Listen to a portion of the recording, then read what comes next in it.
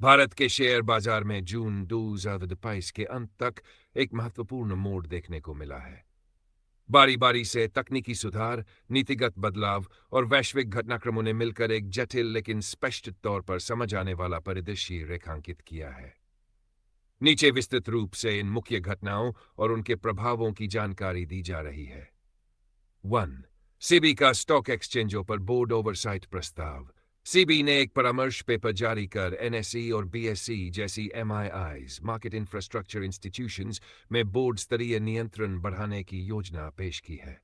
इसके तहत trading, risk compliance और एमडी जैसे वरिष्ठ पदों के लिए स्वतंत्र अधिकारी नियुक्त किए जाएंगे, जो सीधे बोर्ड और सेबी को तिमाही रिपोर्ट देंगे। हो न्यूज। ये अधिकारी एमडी के समकक्ष होंगे और किसी अन्य बोर्ड के सदस्य नहीं होंगे। इस कदम से भारत के शीर्ष डेरिवेटिव एक्सचेंज के पब्लिक लिस्टिंग दृष्टिकोण को पारदर्शी और जवाबदेह बनाया जा सकेगा। एनएसई द्वारा 1,388 करोड़ का विलय प्रस्ताव। एनएसई ने सेबी को अपने कोलोकेशन और डार्क फाइबर मामलों में सौहार्द प्रस्ताव भेजा है। कुल 388 करोड़ की यह पेशकश सेबी को अब तक का सबसे बड़ा है। कोलोकेशन मामले में कुछ दलों को विशेष डेटा एक्सेस देने की शिकायत है, जबकि डार्क फाइबर से हाई स्पीड कनेक्टिविटी से फायदा उठाना जुड़ा हुआ है। यह कदम एनएसई की प्रतिष्ठा और बाजार की पारदर्शिता को बहाल करने की दिशा में अहम कदम माना जा रहा है। मध्य पूर्व सीजफायर का बाजार पर असर।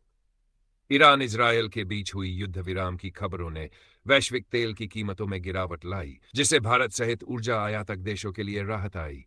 साइट न्यूज टर्न न्यूज ड्वेचिजिया। सेंसेक्स ने शीर्ष पर अंकों का उछाल देखा और निफ्टी इस फिर अंक पार गया।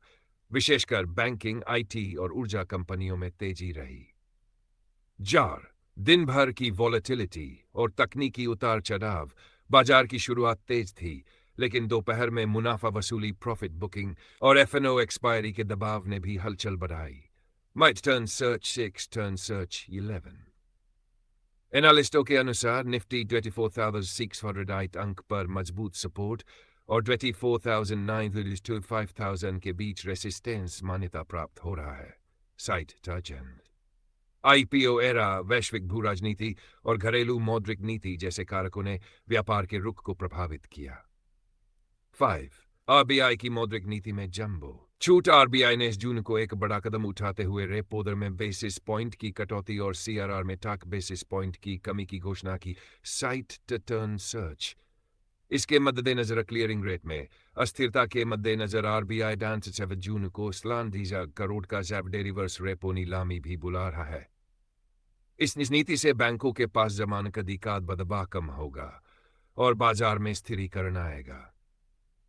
यह कदम प्रमुख रूप से आर्थिक विकास, क्रेडिट ग्रोथ और मुद्रास्फीति नियंत्रण के संतुलन का प्रयास है। 6. विदेशी और घरेलू निवेश धाराएं।